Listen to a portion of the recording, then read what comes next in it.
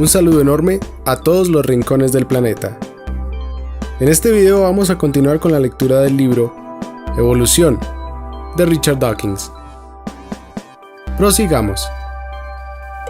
Algo gracioso ocurre con los acervos genéticos de perros domésticos. Los criadores de pequineses o de dálmatas con pedigrí dedican mucho esfuerzo a evitar que los genes pasen de un acervo genético a otro. Se guardan los archivos genealógicos y el mestizaje es lo peor que puede ocurrir en el libro de un criador. Es como si cada raza de perros estuviera encarcelada en su pequeña isla Ascensión, separada de todas las demás razas. Pero la barrera que impide el cruce de razas no es el océano, sino las reglas humanas. Desde un punto de vista geográfico, todas las razas se solapan, pero pueden vivir en islas separadas debido a la forma en que sus dueños establecen las oportunidades de apareamiento. Por supuesto, de vez en cuando las reglas se rompen, como una rata que se ha colado de polizón en un viaje a Isla Ascensión. Una hembra de galgo, digamos, se suelta de la correa y se aparea con un spaniel. Pero los cachorros resultantes, por muy encantadores que sean, son expulsados de la isla llamada galgo con pedigrí. Esta se mantiene como una isla de galgos puros. Otros galgos de pura raza aseguran que el acervo genético de la isla virtual llamada galgo continúa sin contaminar. Hay cientos de islas fabricadas por el hombre, una para cada raza de perro con pedigrí. Cada una es una isla virtual, en el sentido de que no está localizada geográficamente. Los galgos con pedigrí o pomeranios se pueden encontrar en muchos lugares diferentes, y se utilizan coches, barcos y aviones como transporte para los genes de un lugar geográfico a otro. La isla genética virtual, que es el acervo genético de los pequineses, se solapa geográficamente, pero no genéticamente, excepto cuando una hembra abandona el refugio, con la isla genética virtual que constituye el acervo genético de los boxer, y con la isla genética que conforma el de los San Bernardo. Volvamos ahora al comentario que inició mi discusión sobre los acervos genéticos. Dije que si los criadores humanos son vistos como escultores, lo que están tallando con sus cinceles no es carne de perro, sino acervos genéticos. Parece que es carne de perro porque el criador podría anunciar su intención de, por ejemplo, acortar el hocico de las futuras generaciones de boxers. Como producto final de ese propósito, habrá un hocico más corto, como si se hubiese aplicado un cincel sobre la cara de sus antepasados. Pero como hemos visto, un boxer típico de cualquier generación es una muestra del acervo genético del momento. Es el acervo genético que ha sido tallado y modelado a lo largo de los años. Los genes responsables de los hocicos largos han sido cincelados a partir del acervo genético y reemplazados por genes responsables de hocicos cortos. Cada raza de perros, desde el tekel hasta el dálmata, desde el boxer hasta el borzoi, desde el caniche hasta el pequinés, desde el gran danés hasta el chihuahua, ha sido tallada, cincelada, amasada y modelada, pero no literalmente en carne y hueso, sino en su acervo genético. No todo se hace tallando. Muchas de nuestras razas familiares de perros han sido derivadas como híbridas a partir de otras, a veces muy recientemente, por ejemplo en el siglo XIX. La hibridación, por supuesto, representa una violación deliberada del aislamiento de los acervos genéticos en islas virtuales. Algunos esquemas de hibridación se diseñan con tanto cuidado que los criadores se ofenden si se habla de sus productos como perros cruzados o mestizos.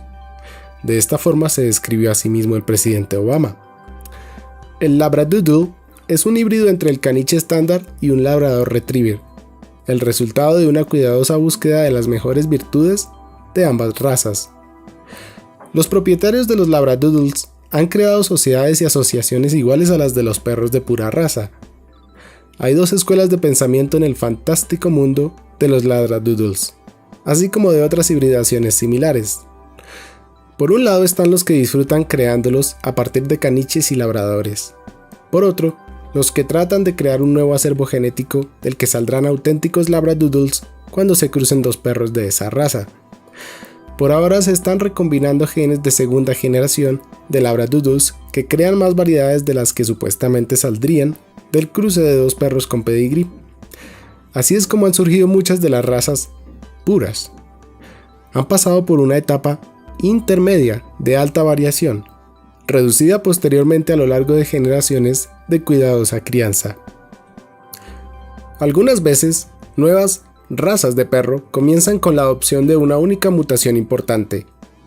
Las mutaciones son los cambios aleatorios en los genes que constituyen el material crudo para la evolución por selección no aleatoria.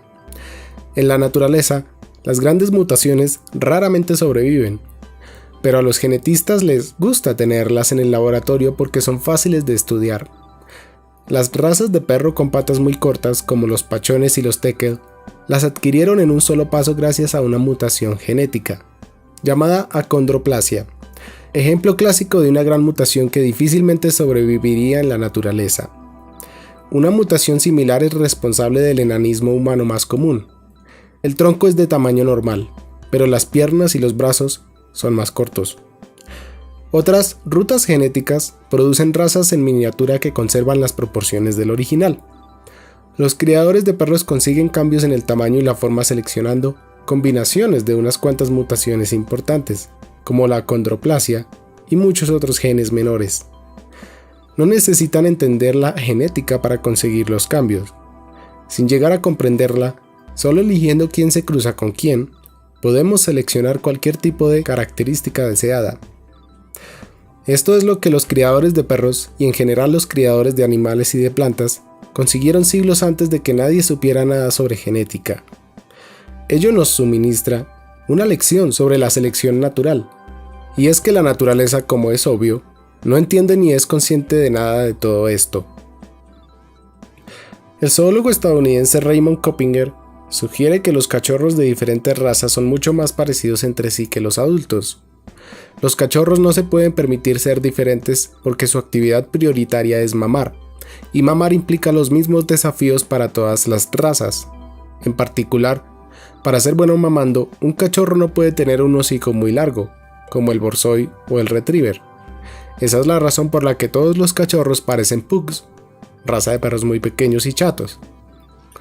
Podríamos decir que un pug es un adulto al que la cara no le ha crecido correctamente. La mayoría de los perros, después de destetarse, desarrollan un hocico relativamente alargado. Los pugs, bulldogs y pequineses no lo hacen. Les crecen otras partes del cuerpo mientras que los hocicos retienen sus proporciones infantiles. El término técnico para esto es neotenia, y lo encontraremos de nuevo cuando lleguemos a la evolución humana en el capítulo 7. Si todas las partes de un animal crecen al mismo ritmo, de tal forma que el adulto es una réplica uniformemente inflada del cachorro, se dice que crece isométricamente. El crecimiento isométrico es bastante raro. En el crecimiento alométrico, en cambio, las diferentes partes crecen a ritmos diferentes. A menudo, los ritmos de crecimiento de las diversas partes del animal mantienen alguna relación matemática simple entre sí, fenómeno este que fue investigado especialmente por Sir Julian Huxley en los años 30 del siglo XX. Las distintas razas de perro alcanzan sus formas diferentes por medio de genes que cambian las relaciones de crecimiento alométrico entre las partes del cuerpo. Por ejemplo, los bulldogs consiguen su semblante churchilliano de una tendencia genética hacia un crecimiento más lento de los huesos nasales. Esto tiene efectos contundentes en el crecimiento relativo de los huesos de alrededor y, de hecho, sobre todos los tejidos circundantes. Uno de esos efectos es que el paladar se eleva hasta una posición extraña, de tal forma que los dientes del bulldog sobresalen y el animal tiene tendencia a babear. Los bulldogs también tienen dificultades para respirar, característica que comparten con los pequineses. Incluso su nacimiento resulta problemático, porque su cabeza es desproporcionadamente grande. La mayoría, si no todos, de los bulldogs que podemos ver han nacido por cesárea. Con los borzois ocurre todo lo contrario. Tienen hocicos extraordinariamente largos. De hecho, dicho alargamiento empieza antes de nacer, lo que resulta atípico. Probablemente esto disminuye la eficacia de los cachorros de borzoi para mamar con respecto a los de otras razas. Coppinger especula con que el deseo humano de alargar el hocico de los borzois, recurriendo para ello a la cría selectiva, ha alcanzado un límite, establecido por la capacidad de mamar de los cachorros. ¿Qué lecciones hemos aprendido de la domesticación del perro? Primero, la gran variedad de razas, desde el Gran Danés hasta el Yorkshire, desde los Scottish hasta los Airedales, desde los Ridgebacks hasta el Teckel, desde los Galgos hasta los San Bernardo, demuestra lo fácil que es para la selección no aleatoria de genes, el tallado y modelado de los acervos genéticos, producir cambios realmente dramáticos en la anatomía y el comportamiento y a gran velocidad. De manera sorprendente, pueden estar implicados muy pocos genes. Aún así, los cambios son tan grandes, las diferencias entre razas tan impresionantes, que cabría esperar que a la evolución le hubiese costado millones de años en lugar de solo unos cuantos siglos. Si se puede conseguir semejante cambio evolutivo en solo unos pocos siglos, o incluso décadas, imagine que se podría haber conseguido en 10 o 100 millones de años. Observando el proceso a través de los siglos, no es exagerado afirmar que los criadores de perros han tomado su carne como arcilla y la han comprimido, estirado y modelado para darle la forma que han querido. Por supuesto, como señalé antes, realmente hemos estado amasando no carne de perro, sino el acervo genético del perro. Y tallado es un término metafórico más preciso que modelado. Algunos escultores trabajan modelando un pedazo de arcilla hasta darle la forma deseada. Otros toman un trozo de piedra o madera y lo tallan, quitándole pequeños fragmentos con un cincel. Obviamente, los amantes de los perros no tallan la forma de estos animales eliminando trozos de carne, pero hacen algo parecido al tallar los acervos genéticos por sustracción. Aún así es un proceso más complejo que la mera sustracción. Miguel Ángel tomó un único pedazo de mármol y le fue quitando material hasta desvelar el David que se escondía dentro. No se añadió nada. Los acervos genéticos, sin embargo, están recibiendo nuevos elementos continuamente, por ejemplo por mutación, y al mismo tiempo están sometidos a supresiones no aleatorias causadas por la muerte.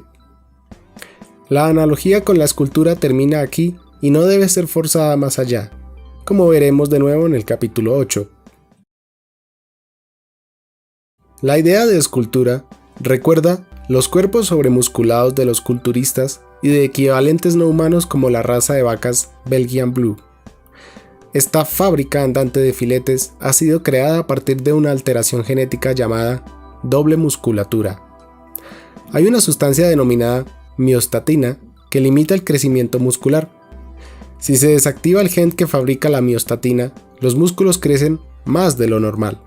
A veces se da el caso de que un gen dado puede mutar en más de una forma para producir el mismo resultado. Y de hecho se puede deshabilitar el gen productor de miostatina de formas diferentes, con el mismo efecto. Otro ejemplo es la cría del cerdo llamado Black Exotic, o perros de diversas razas que muestran la misma musculatura exagerada por idéntica razón.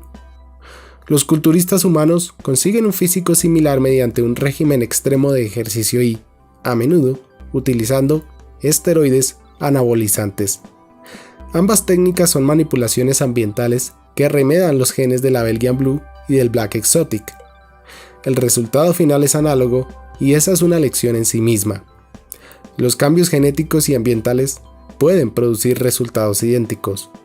Si queremos crear un niño para que gane una competición de culturismo y disponemos de algunos siglos para ello, podemos empezar con la manipulación genética, modificando exactamente el mismo gen extraño que caracteriza a las vacas Belgian Blue y a los cerdos Black Exotic. De hecho, se sabe que hay humanos que tienen supresiones del gen de la miostatina y tienden a estar anormalmente musculados. Si comenzamos con un niño mutante y hacemos que también levante pesas, presumiblemente las vacas y los cerdos no se dejen hacer esto, podríamos terminar con algo más grotesco que Mr. Universo. La oposición política a la selección eugenésica en humanos cae a veces en la falsa premisa de que es imposible. No solo es inmoral, suele decirse, sino que además no funcionaría. Lamentablemente, decir que algo es moralmente incorrecto o políticamente reprobable no es lo mismo que decir que no funcionaría. A mí no me cabe duda de que, si uno se lo propone y cuenta con el tiempo y el poder político suficientes, podría conseguir una raza de culturistas superiores, o de saltadores de altura, o de lanzadores de peso, de pescadores de perlas, luchadores de sumo, o velocistas. O, sospecho, aunque con menos confianza debido a que no hay precedentes animales, de músicos superiores, poetas, matemáticos o catadores de vino. La razón por la que tengo confianza en la cría selectiva para el desarrollo de las habilidades atléticas es que las cualidades que se necesitan son muy similares a las que, según se ha demostrado, funcionan en la cría de caballos de carreras y de enganche, de galgos y de perros de trineo. La razón por la que también tengo mucha confianza en la posibilidad práctica, aunque no en la conveniencia política ni moral, de la cría selectiva de rasgos mentales u otras características únicamente humanas, se basa en los pocos fallos ocurridos en los intentos de cría selectiva en animales, aún en rasgos que podrían parecer sorprendentes. ¿Quién habría pensado, por ejemplo, que los perros podrían ser seleccionados por sus habilidades en el pastoreo como señaladores o en peleas contra toros? ¿Queremos vacas que den mucha leche, muchísima más de la que sería necesaria para alimentar a las crías?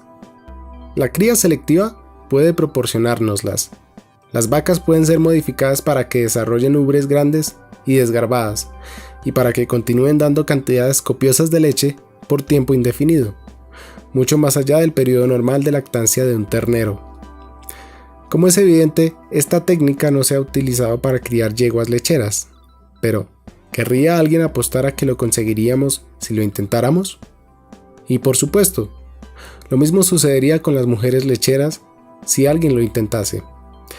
Muchas mujeres, embaucadas por el mito de que los pechos grandes son atractivos, pagan grandes cantidades de dinero para que los cirujanos les implanten silicona, con, para mi gusto, resultados poco llamativos. ¿Duda alguien de que, una vez que se hayan sucedido suficientes generaciones, se podría conseguir la misma deformidad por reproducción selectiva en la línea de las vacas frisonas? Hace unos 25 años desarrollé una simulación por ordenador para ilustrar el poder de la selección artificial, una especie de juego de ordenador equivalente al cultivo de rosas de concurso o la cría de perros o ganado. Al jugador se le presenta en la pantalla una lista de 9 formas, biomorfos computacionales, siendo la que ocupa el lugar central el padre de las otras 8. Todas las formas se construyen bajo la influencia de más o menos una docena de genes, simplemente números que pasan de padres a hijos con la posibilidad de que intervengan en el camino pequeñas mutaciones. Una mutación es solo un pequeño incremento o decremento en el valor numérico del gen del padre. Cada forma se construye bajo la influencia de un conjunto particular de números, que son los valores particulares de su docena de genes. El jugador mira a la lista de 9 formas y, sin ver los genes, elige la forma preferida de cuerpo que quiere que se reproduzca. Los otros 8 biomorfos desaparecen de la pantalla. El elegido se desplaza al centro y genera 8 nuevos hijos mutantes. El proceso se repite durante tantas generaciones como tiempo tenga el jugador, y la forma media de los organismos en la pantalla evoluciona gradualmente a medida que pasan las generaciones. Solo los genes pasan de generación en generación, por lo que, seleccionando los biomorfos a ojo, el jugador está seleccionando genes sin darse cuenta. Esto es lo que ocurre cuando los criadores eligen perros o rosas para reproducirlos. Eso en cuanto a la genética. El juego comienza a ponerse interesante cuando consideramos la embriología. La embriología de un biomorfo en la pantalla es el proceso por el cual sus genes, esos valores numéricos, influyen en su forma. Se pueden imaginar embriologías diferentes y yo he probado muchas de ellas.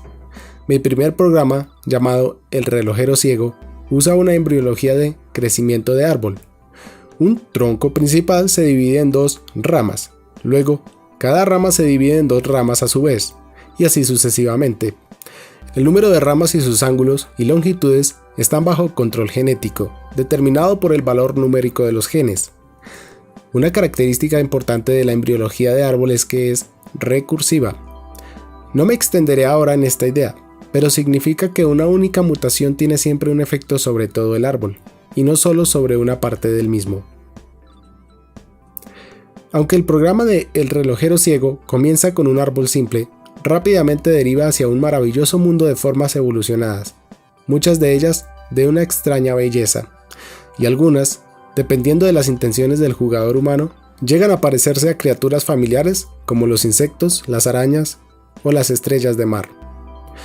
En la imagen anterior se puede observar un safari park de criaturas que un solo jugador, yo, encontró en los vericuetos y cloacas de este extraño país de las maravillas computacional. En una versión posterior amplié la embriología para permitir que los genes controlaran el color y la forma de las ramas del árbol. Un programa más elaborado llamado Arthromorphos, que ideé junto con Ted Kahler, quien trabajaba entonces para la compañía Apple Computer, incorpora una embriología con algunas características específicamente diseñadas para producir insectos, arañas, ciempiés y otras criaturas similares a los artrópodos. En mi libro Escalando el monte improbable, explico en detalle los artromorfos, junto con los biomorfos, los conchomorfos, moluscos computacionales y otros programas de este tipo. Como suele ocurrir, las matemáticas de la embriología de las conchas se conocen bien, así que la selección artificial es capaz, utilizando mi programa, Conchomorphos, de generar formas con un parecido extremadamente alto a las de los seres vivos. Ver figura. Volveremos sobre estos programas en el capítulo final para defender un argumento completamente diferente. Aquí los hemos introducido con el propósito de ilustrar el poder de la selección artificial, incluso en un entorno computacional extremadamente simplificado. En el mundo real de la agricultura y la horticultura, en el mundo de los columbófilos o de los criadores de perros, la selección artificial puede conseguir mucho más. Los biomorfos, los artromorfos y los conchomorfos solo ilustran el principio, de una forma parecida a como la selección artificial misma va a ilustrar el principio que subyace tras la selección natural en el próximo capítulo. Darwin dispuso de experiencia de primera mano sobre el poder de la selección artificial y le otorgó el honor de aparecer en el primer capítulo de El origen de las especies. Con ello facilitaba a sus lectores la tarea de divulgar su gran apuesta, el poder de la selección natural. Si los creadores humanos pueden transformar un lobo en un pequinés o una col salvaje en una coliflor en tan solo unos cuantos siglos o milenios, ¿por qué no deberían los supervivientes no aleatorios de plantas y animales salvajes hacer lo mismo a lo largo de millones de años? Esta va a ser la conclusión de mi próximo capítulo, pero mi estrategia será continuar primero con el proceso de facilitar el camino hacia la comprensión de la selección natural.